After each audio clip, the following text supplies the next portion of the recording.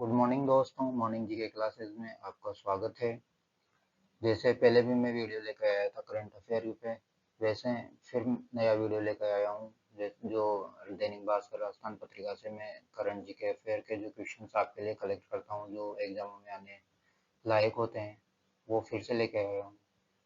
जैसे पहला क्वेश्चन है, मध्य प्रदेश पर्यटन बोर्ड को हेरिटेज टूरिज्म बेस्ट स्टेट के लिए कौन सा अवार्ड दिया गया है?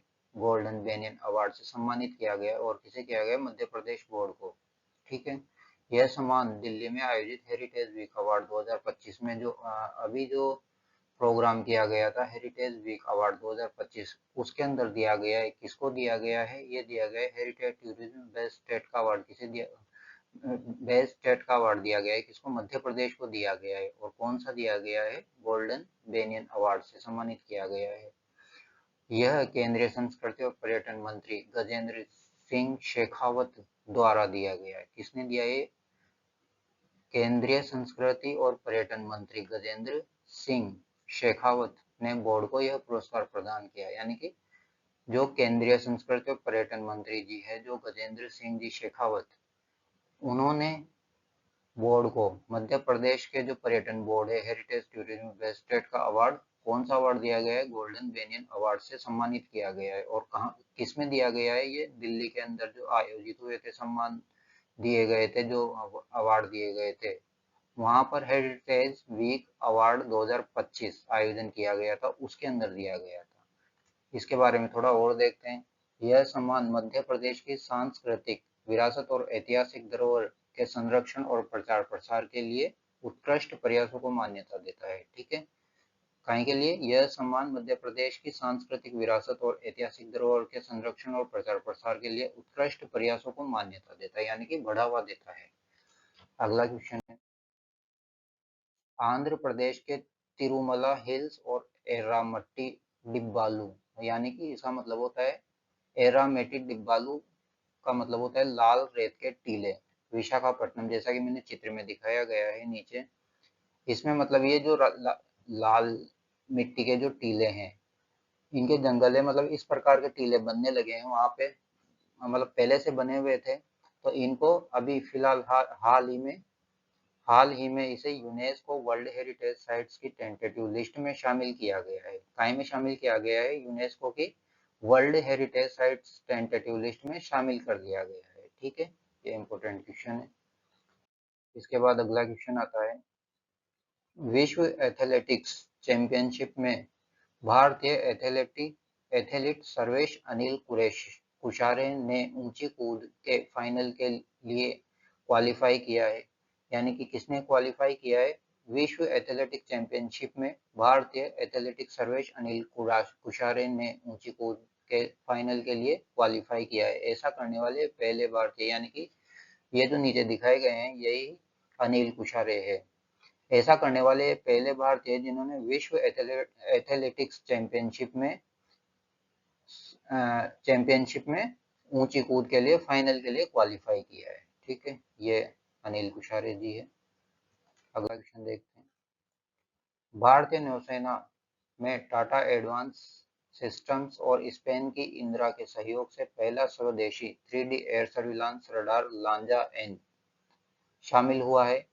यह रडार कहां से कहां तक चलेगी? 9 से 474 किलोमीटर तक की दूरी पर विमानों और मिसाइलों का पता लगा सकता है। और कहां से कहां तक लगा सकता है? 9 से 474 किलोमीटर तक की दूरी के विमानों का पता लगा सकता है। यानी कि दूर से अगर कोई विमान आ रहा है तो इसकी रडार कितनी आंकी जा गई है? 474 किलोमीटर मैक्सिमम आंकी गई है। इससे ज्यादा तो नहीं कर पाता, लेकिन 9 से 474 किलोमीटर तक का ये आसानी से उनको सेंस कर पाता है। ठीक है, विमानों को, मिसाइलों का पता लगा सकता है, यानी कि सेंस कर सकता है। और 1 लाख फीट की ऊंचाई तक निगरानी रख सकता है। यह भी काफी अच्छी हाइट है, यानी कि 1 लाख तक की ऊंचाई, काफी ऊंचाई होती है, वहां तक ये निगरानी रख सकता है। यह रडार दुश्मन के ड्रोन, जेट और मिसाइलों को ट्रैक करने में सक्षम है। कहीं कहीं को ड्रोन, जेट और मिसाइलों को ट्रैक करने में सक्षम है। यानी कि एक बार वापस देख लेते हैं इसको। भारतीय नौसेना में टाटा एडवांस सिस्टम और स्पेन की इंदिरा के सहयोग से पहला स्वदेशी 3D air surveillance radar Lanza N शामिल हुआ है। यह रडार 9 से 474 किलोमीटर तक की दूरी पर विमानों और मिसाइलों का पता लगा सकता है और 1 लाख तक की फीट की ऊंचाई तक निगरानी कर सकता है। यह रडार दुश्मन के ड्रोन, जेट और मिसाइलों को ट्रैक करने में सक्षम है। ठीक है, अगला क्वेश्चन देखते हैं। ये इसका सर्विलांस सिस्टम जो है उसका फोटो है। इसके बाद अगला क्वेश्चन है, भारत में पहला पीएम मित्र टेक्सटाइल पार्क मध्य प्रदेश के धार जिले के भेंसला में बनेगा। कहाँ पर बनाया जाएगा? पहला क्वेश्चन तो यहीं पे अपना कंप्लीट हो जाता है कि भारत में पहला पीएम मित्र टेक्सटाइल पार्क मध्य प्रदेश के धार जिले के भेंसला में बनेगा। और यह पार्क टेक्सटाइल के 5D जो चेन है, 5D चेन कौन कौन से हैं इनमें, जैसे 5D चेन के अंदर आते हैं जैसे फार्म है, फाइबर है।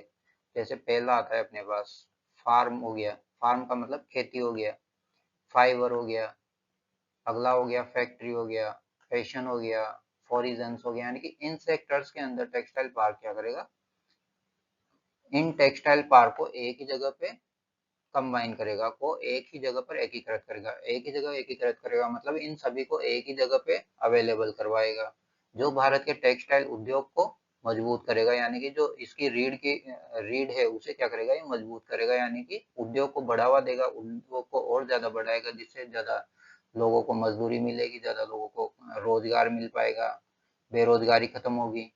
तो ये एक बहुत बड़ा प्रोजेक्ट है।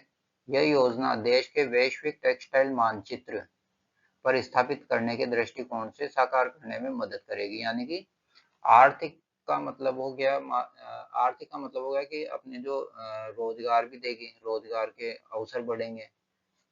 ठीक है, एक बार वापस देखते हैं। भारत में पहला PM textile park, PM textile park कहाँ पर, ये है पहला क्वेश्चन। जैसे पीएम टेक्सटाइल पार्क कहाँ बनाया जा रहा है? मध्य प्रदेश में बनाया जा रहा है। और कहाँ पर बनाया जा रहा है मध्य प्रदेश के अंदर? धार जिले के, धार जिले के भैंसला में बनेगा ये।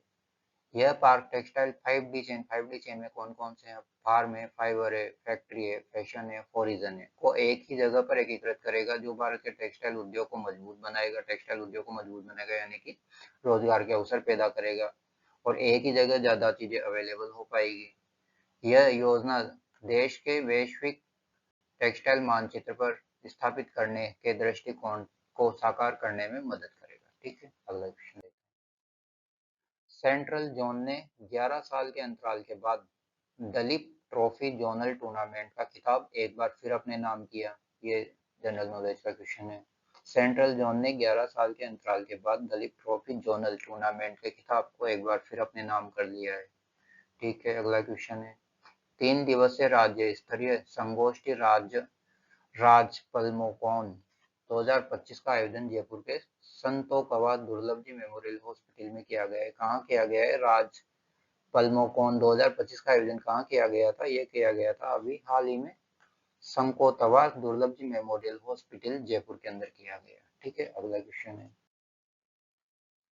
सीएम भजन लाल जी, जो हमारे मुख्यमंत्री जी है, सीएम भजन लाल जी शर्मा ने शेखावटी विरासत संरक्षण संवाद कार्यक्रम में बताया कि, वहां पर क्या बताया अब इन्होंने, ये मैंने न्यूज़पेपर से लेता हूँ तो थोड़ी लैंग्वेज वैसी होती है, तो आप इस पर मत जाना कि ये मैंने वहां से कॉपी किया है। मैं आपको थोड़ा इसको डेवलप करके और थोड़ा आसान तरीके से बताने की कोशिश करता हूँ।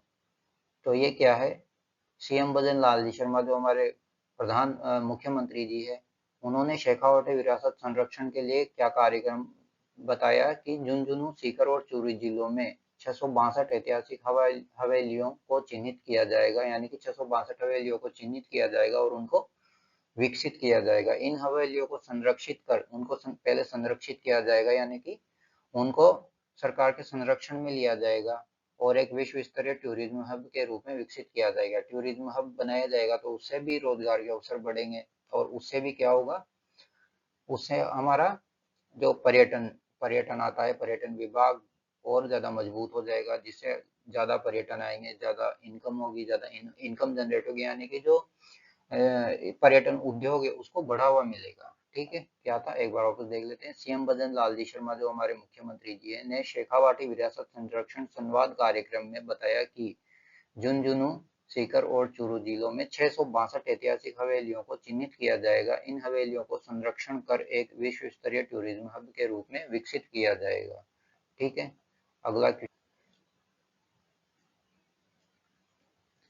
क्वेश्चन है राजप्लास्ट 2025 जो 19 से 21 सितंबर 2025 में मनाया गया था। कब मनाया गया था? 19 से 25 सितंबर तक ये मनाया गया था। कहाँ मनाया गया था? Jaipur exhibition and conservation centre के अंदर मनाया गया था, यानी कि JECC के अंदर मनाया गया था। कहाँ पे? JECC के अंदर, जो Jaipur exhibition and conservation centre है, जहाँ पर आयोजन अक्सर होते रहते हैं। यह प्लास्टिक और कृषि उद्योग को बढ़ावा देने के लिए किया गया था वैसे, यानी कि यह प्लास्टिक और कृषि उद्योग पर एक अंतरराष्ट्रीय प्रदर्शनी है, यानी कि इंटरनेशनल लेवल की प्रदर्शनी होती है। इंटरनेशनल लेवल के उद्योगपति यहाँ पर आते हैं और जानकारी देते हैं, उद्योग को बढ़ावा देते हैं, जिसका आयोजन प्लास्टिक मैन्युफैक्चर एसोसिएशन राजस्थान और PhD chamber of commerce and industries PHDCCI द्वारा किया गया था। किसके द्वारा आयोजन किया गया था?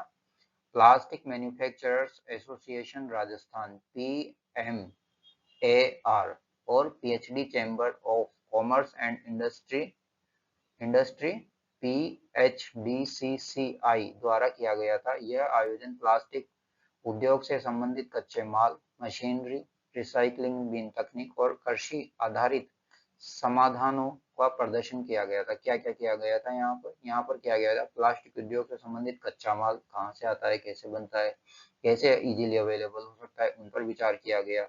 मशीनरी कहाँ से खरीदी जाए, कहाँ से सस्ती पड़े, इसे कैसे ऑपरेट किया जाए, कितने में पड़ेगी, ये इन पर विचार किया गया। रिसाइकलिंग यानी कि जो वेस्टेज निकलेगा उसे कैसे रिसाइकल किया जाए ताकि प्रदूषण कम हो और उसे वापस रिसाइकल करके रीयूज किया जा सके, यानी कि रिसाइकलिंग किया जा सके। और कृषि आधारित संसाधनों पर का प्रदर्शन किया गया, यानी कि कृषि आधारित संसाधन मतलब जो कृषि से संबंधित उद्योग है उनमें क्या क्या चीजें काम आती है, कैसे आती है, उन पर विचार किया गया और उनका प्रदर्शन किया गया। ठीक है।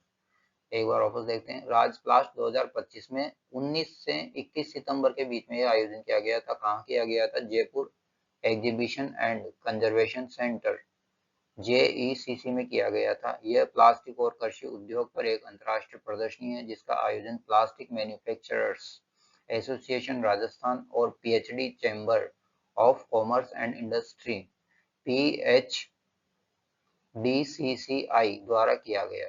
यह आयोजन प्लास्टिक उद्योग से संबंधित कच्चे माल, मशीनरी, रिसाइकलिंग, इनका मतलब मैंने आपको अभी बताया, जैसे कच्चा माल, मशीनरी और रिसाइकलिंग का, और कृषि आधारित समाधानों पर प्रदर्शन किया गया। अगला देखते हैं। PM नरेंद्र मोदी ने सोमवार को कोलकाता में पूर्वी कमान मुख्यालय में आयोजित संयुक्त कमांडर्स कॉन्फ्रेंस का उद्घाटन किया और यह 2 दिवसीय सम्मेलन का विषय क्या रहा? Year of reforms, transformation for the future. इसका जो थीम क्या थी? Year of reforms, transformation for the future है। ठीक है, वापस देखते हैं।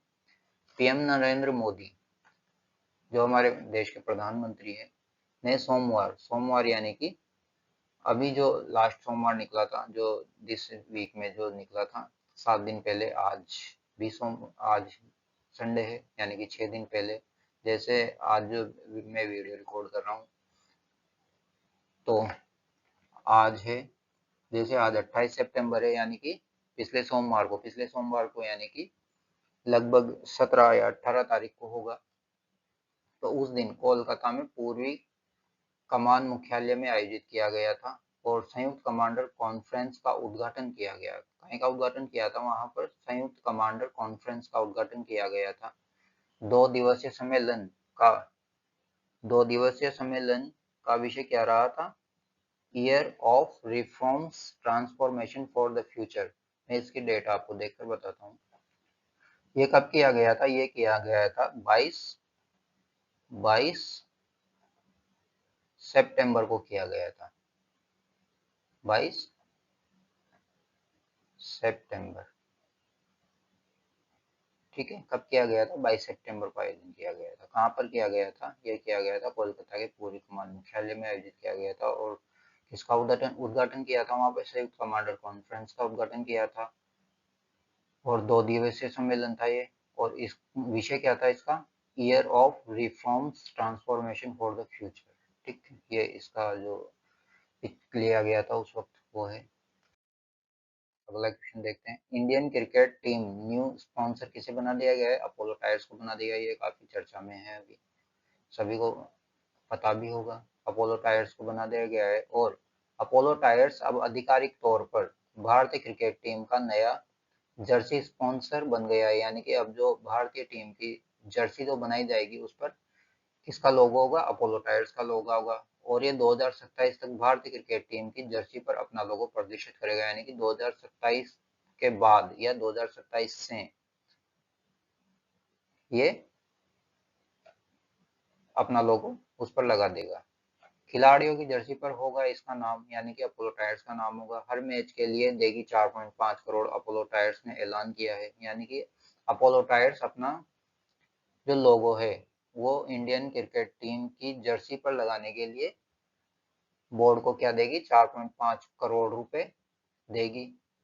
और उसने 2027 तक के लिए टीम इंडिया की जर्सी के लिए स्पॉन्सर राइट्स सिक्योर कर लिए हैं। यानी कि 2027 तक ये एग्रीमेंट हो चुका है। यानी कि ऊपर थोड़ा हमने गलत बोला था, 2027 तक का एग्रीमेंट किया गया है। ठीक है, अपोलो टायर्स ने प्रयोजक बनने के लिए, प्रयोजक यानी कि स्पॉन्सर बनने के लिए भारतीय क्रिकेट कंट्रोल बोर्ड बीसीसीआई के साथ यह डील की है। यानी कि कब तक करेगा ये, 2027 तक करेगा ये डील, मतलब 2027 तक की ये डील होगी। ठीक है, तब तक जो भारतीय टीम है, हमारी क्रिकेट टीम है, उनकी जर्सी पर अपोलो टायर्स अपना लोगो प्रदर्शित करेगा और वो जो ड्रेस रहेगी वो अपोलो टायर्स अवेलेबल करवाएगा और उस पर अपोलो टायर्स का टैग होगा। अगला क्वेश्चन देखते हैं, पूर्ववर्ती कांग्रेस सरकार ने राज्य के बड़े शहर जैसे जयपुर, जोधपुर और कोटा, यहाँ पर पहले क्या था, दो दो नगर निगम बना दिए गए थे। तो इनको ये ज्यादा हो गए थे तो इनको अब घटाकर क्या कर दिया गया है, वापस एक एक नगर, यहाँ पर जैसे जयपुर, जोधपुर और कोटा के अंदर एक एक नगर निगम बना दिया गया है। यानी कि पहले जैसे जयपुर के अंदर 2 नगर निगम है, जोधपुर के अंदर 2, कोटा के अंदर 2 बना दिए गए, तो इनके मिलाकर 6 नगर निगम बन गए थे। लेकिन अब इनको घटाकर वापस क्या कर दिया गया है, 6 की जगह 3 ही कर दिया गया है। यानी कि जयपुर में एक, जोधपुर में एक और कोटा में एक एक नगर निगम बना दिया गया है। अब राज्य की सरकार ने दो दो नगर निगमों के स्थान पर फिर से एक नगर निगम कर दिए हैं। यानी कि पिछले 5 साल में जयपुर, जोधपुर और कोटा में दो दो नगर निगम के हिसाब से चुनाव हुए थे और दो दो महापौर थे। वहां पर क्या थे, पहले दो दो महापौर बना दिए गए थे। पिछले पिछले जब से दो दो जब से दो दो नगर निगम बनाई गई थी तब से वहां महापौर भी बनाए गए थे।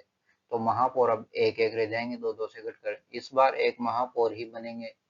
राज्य सरकार ने इन तीनों शहरों में एक एक नगर निगम करने की मंजूरी दे दी है। ठीक है, सिंपल है। यानी कि पहले जो जयपुर, जोधपुर और कोटा थे उनमें दो दो नगर निगम बना दी थी, तो वहां पे महापौर भी दो दो रखे गए थे। लेकिन अब क्या कर दिया, वापस जयपुर, जोधपुर, कोटा में दो दो को में से एक एक हटाकर वापस एक एक नगर निगम बना दी गई है। ठीक है, अगला क्वेश्चन देखते हैं, ASME, the American society of mechanical engineers, इसकी फुल फॉर्म क्या होती है, American society of mechanical engineers. दुनिया भर के मैकेनिकल इंजीनियर्स को उनके उत्कृष्ट योगदान के लिए सम्मानित करने वाली एक संस्था है। क्या है ये, जो मैकेनिकल इंजीनियर्स हैं उनको ये संस्था सम्मानित करती है उत्कृष्ट कार्यों के लिए, जो विभिन्न प्रतिष्ठित पुरस्कार प्रदान करती है। हाल ही में भारत फोर्ज लिमिटेड के चेयरमैन बाबा कल्याणी, कौन है, भारत फोर्ज लिमिटेड के चेयरमैन कौन है, बाबा कल्याणी को इस संस्था द्वारा सम्मानित किया गया है, जो कि संस्था द्वारा प्रदान किया जाने वाला सर्वोच्च पुरस्कार है।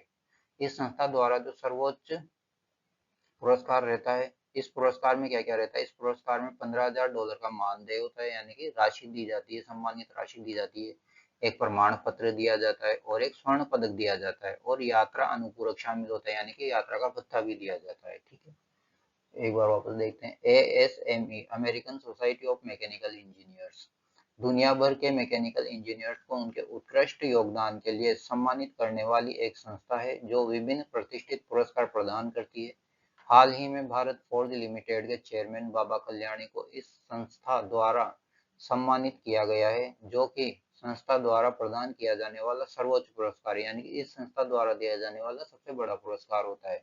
इस पुरस्कार में क्या क्या सम्मिलित होते हैं? $15,000 का मानदेय होता है, एक प्रमाण पत्र होता है और एक स्वर्ण पदक होता है, और यात्रा का अनुपूरक शामिल होता है, यानी कि यात्रा का आने जाने का पूरा खर्चा दिया जाता है। ठीक है, अगला क्वेश्चन देखते हैं।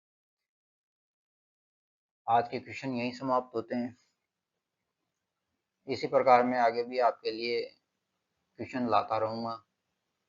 आपको अगर चैनल पसंद आता है तो सब्सक्राइब करें, लाइक करें, और आगे इसी प्रकार मैं आपके लिए मेहनत करता रहूं। इसके लिए आप चैनल को उत्साहित करने के लिए या मेरा उत्साह बढ़ाने के लिए चैनल को सब्सक्राइब जरूर करें और मेरा उत्साह बढ़ाए, ताकि मैं इसी प्रकार आगे भी मेहनत करता रहूं।